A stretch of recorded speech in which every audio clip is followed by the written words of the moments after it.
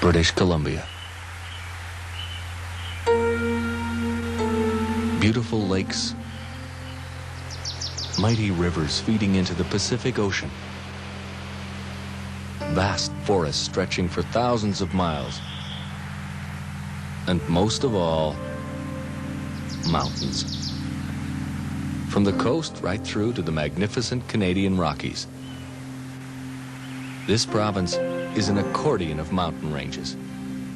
Silent, majestic, and to a pilot, unforgiving.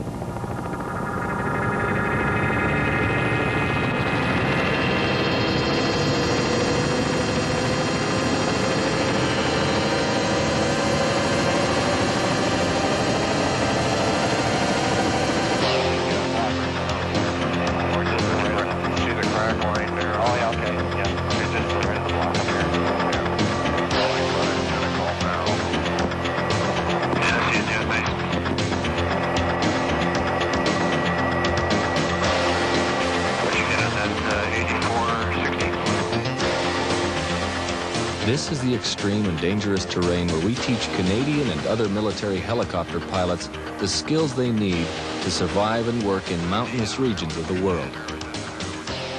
Skills that are absolutely crucial to the safety and efficiency of your aircraft in any mountain operation you may be called upon to perform. From simply transiting through, to flying rescue, installing heavy equipment, or fighting forest fires. If you can do it here in the Rockies, you can do it anywhere in the world. During the next few minutes, we'll take you through the basics you'll need to know in order to guide your machine safely through mountain areas. We'll talk about winds and weather, topography, and reconnaissance techniques. And we'll remind you of the concepts and key points you need to keep uppermost in your mind at all times. A good understanding of the wind is the key element in safe mountain operations. We'll talk about the many different kinds of winds in the mountains, how they affect lift, especially at these altitudes, and how you can learn to predict wind factors and effects using only the feel of your aircraft. There are many other key factors as well, like the topography, elevation, lack of vegetation, perception, and so on. We'll get you thinking about those too. But before we get into detail, let's talk about something else which affects all pilots going into an unfamiliar situation, and especially one with the potential dangers and challenges of mountain flying: tension. There is an instinctive uneasiness or fear associated with flying in the mountains. It's essential that you work through this uneasiness while maintaining the keen alertness necessary to operate in this demanding environment.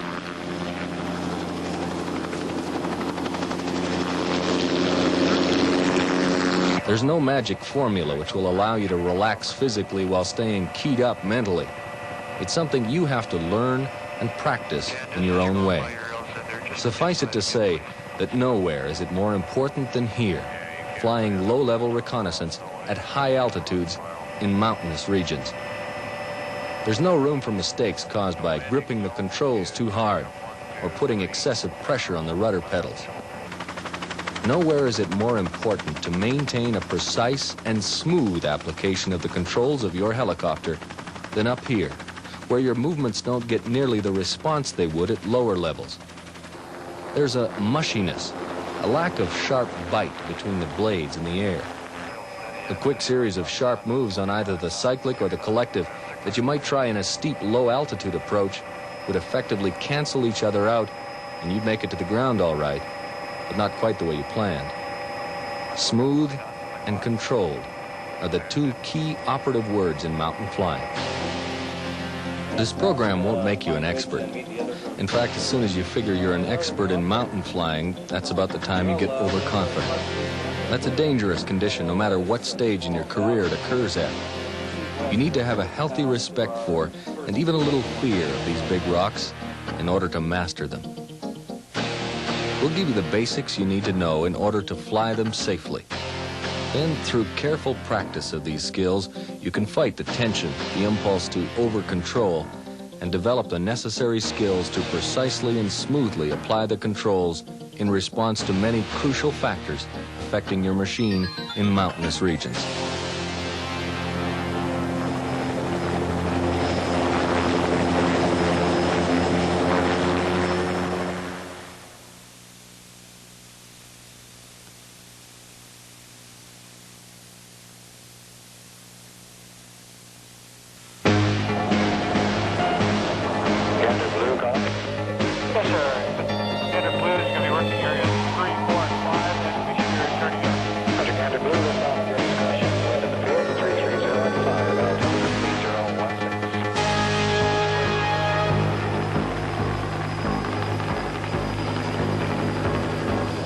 Since you had the inkling of a desire to fly, you began to understand the importance of barometric pressure to the performance of any aircraft. All heavier-than-air machines depend on the interaction between the surrounding air and their specific lifting devices to get them off the ground. The pressure gradient causes air to move horizontally from regions of high pressure to regions of low pressure, creating winds. But the other factor which influences airflow is the topography. This factor is absolutely key in the mountains because of the extreme topographical variations they provide. You need to have a thorough knowledge of the different kinds of winds and their effects on an aircraft working at or near its operational limits in the mountains. In this module, we'll look at wind from three perspectives: wind types, wind symptoms, and wind predictions. The basic types of wind that we need to concern ourselves with are prevailing, valley, and convective. These three wind forces interact with the topography and produce mountain winds and also power boundary layer winds. Prevailing winds are the basic flows from high to low areas of barometric pressure. The speed depends on the difference in pressure, the relative proximity of the isobars. In the northern hemisphere, winds generally flow from west to east. From above 6,000 feet above sea level, you're generally in the prevailing winds in the Rockies. Valley winds are unrelated to the prevailing wind and flow parallel to the valley.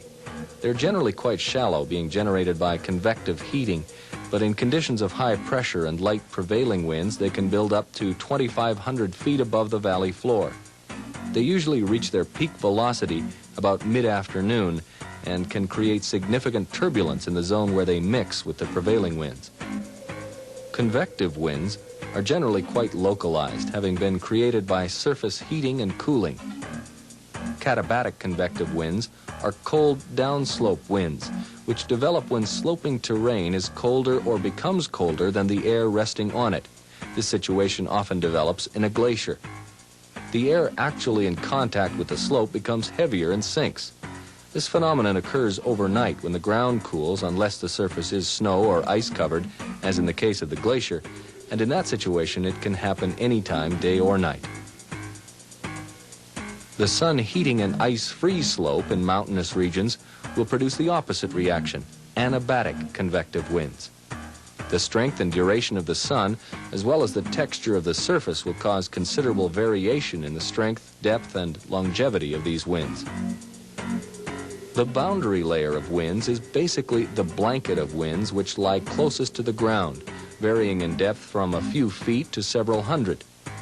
This layer of air, while generally following the direction of the other currents around and above it, is more moderate in terms of speed, direction, and turbulence.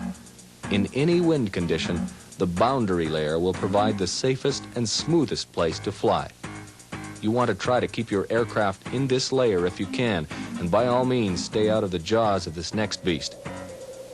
Mountain winds are a peculiar problem downwind of any particular range. They're marked by a series of waves at intervals of 2 to 20 nautical miles produced by the ridges themselves. Each wave produces a vertically rising current of air which crests and then flows back down. They're not unlike the ripples produced by a rock lying in a stream. The strongest wave is the one closest to the range, usually forming to the east of the mountain or hill, the lee side from the prevailing winds. Mountain winds present a number of particular problems to aviators. First, clouds can form in the vertical currents of the waves when the air is sufficiently moist. They generally take the form of cap, rotor, or lenticular clouds and are easily recognizable from a great distance away. Cap clouds lie over the tops of ranges and often extend down the leeward slope. Their bases are usually near the peak of the ridge, with their tops stretching to a few thousand feet above the peak. Rotor clouds mark each wave crest in the lower levels downwind from the ridge. They look like a long line of stratocumulus clouds lying parallel to the ridge. Lenticular clouds form in the upper levels on the wave crests. They often extend for several hundred miles parallel to the ridge. Along with the obvious problems of clouds in our rotary wing VFR world is the problem of vertical currents created by mountain winds. Downdrafts of 2,000 feet per minute are common and can be as strong as 5,000 feet per minute, strong enough to force an aircraft to the ground. They're most pronounced along the downwind slope of the range and are strongest at an altitude equal to the summit of the ridge. Strong updrafts on the windward side can be used to climb, but because of the speed can be very dangerous too. Extreme turbulence can also accompany mountain winds, turbulence comparable to severe thunderstorms. Depending on conditions, it can occur at any altitude. Wind shear of up to 22 knots can occur between the wave crest and the trough in mountain winds. It's worst in the closest wave to the range. The increase in wind speed found within the wave can cause dramatic decreases in pressure, resulting in serious altimeter error. Because the strong vertical currents can hold very large water droplets, and because the height of freezing level varies a great deal from crest to trough, icing problems can be hard to predict. These last two are, of course, more serious problems in IFR flying, but as you can see, these mountain winds carry a lot of unpredictable punches. You can never afford to take them lightly. Now that you have an overview of the different kinds of winds you'll encounter in mountain regions, it's time to talk about the symptoms of those winds and exactly how they'll affect your aircraft. The first wind symptom we want to explore is upflowing air. Upflow is created whenever air is forced either by the topography or by surface heating to rise over the terrain. This is the air to find when you're mountain flying. It provides smooth flight conditions, makes the aircraft feel very positive in flight, adds lift so you don't need as much power to maintain altitude and airspeed, and gives you the opportunity to trim the aircraft away from the slope. Downflowing air, on the other hand, is always turbulent and can be descending at speeds over 4,000 feet per minute. It's caused by upflow breakaway or surface cooling and results not only in a great deal of turbulence, but also in making the aircraft feel negative in flight, requiring extra power to maintain altitude and airspeed, and having to trim toward the mountain. Into wind is a familiar condition to all pilots. In the mountains, the effect on the aircraft of flying up or downwind is magnified. Into wind, the aircraft feels firm, never seems to stop flying, maintains a steady airspeed and a relatively low ground speed. Downwind is a direction we as helicopter pilots try to avoid, and that's no different in the mountains. The problem is that there are so many different factors affecting wind direction, and often nothing with which to determine that direction other than the aircraft itself. That means learning what downwind feels like. Basically, you get the opposite feel of upwind. The aircraft is difficult or slow to accelerate. The nose is high, the tail low. Translational lift is lost very early. Your airspeed can be erratic and tends to decay quickly. The machine shudders at lower airspeeds, wants to fishtail, requires more power, and generally wants to stop flying. Now you know why we try to avoid it. Demarcation lines are the last symptom of wind we'll talk about. Demarcation lines are quite complex, but learning to predict them is essential to safe recce's, takeoffs, and approaches in mountainous areas. Basically, the demarcation line separates the upflowing air from the downflowing air. Demarcation lines occur wherever the upflow breaks away from the topography. The steepness of the demarcation line changes proportionally with the wind speed and the terrain. The slower the wind, the more shallow the angle. The sharper the terrain feature, the quicker the breakaway. Demarcation lines are characterized by turbulence and strong winds. The Venturi effect can also cause the demarcation line to swing toward a cut in a ridge because of the increase in wind speed through the hole. Now let's go into a little more detail about the methods for putting our understanding of types of winds and their symptoms together to predict how we find the best air to fly in. In trying to assess the wind conditions in any given situation, you need to ask these three questions. What are the causes of the local winds? Convection, pressure, other factors. What is the stability of the wind in terms of speed, direction, and turbulence? And what is the likelihood of a complete change in the wind looking at all the factors? In order to answer these questions, we need to look for indicators. The easiest ones to use are ground indicators, things like smoke, flags, or signals from a reliable person on the ground close to the landing zone. Other ground indicators can be used as well. Grass, for instance, obviously bends over in the wind and can be a reliable indicator of direction and sometimes speed when it's right on the LZ. Water will work too. It's smooth on the upwind side and becomes progressively more turbulent downwind. Even trees can be used, either by the swaying tops or using deciduous trees. The leaves show silver when you're downwind, green when you're into wind. Although all these methods are good, you often don't have the luxury of finding them in the mountains, and when you do find them here, they can often lead you badly astray. That's when you have to use aircraft indicators, the effect of the wind on the helicopter itself. You need to learn to feel the difference between smooth upflowing air and turbulent downflowing air. Check the power requirements. Remember, upflows and upwind conditions require less. Watch your airspeed. It'll fall off during downwind turns. Do you notice differences in relative ground speed or power requirements during consecutive 180-degree passes? We'll talk more about them a little later. Do you feel a lot of drift or crab, causing you to use a lot of trim? Do the controls, especially the pedals, feel sloppy? Is there a lot of twitch or shudder in the aircraft?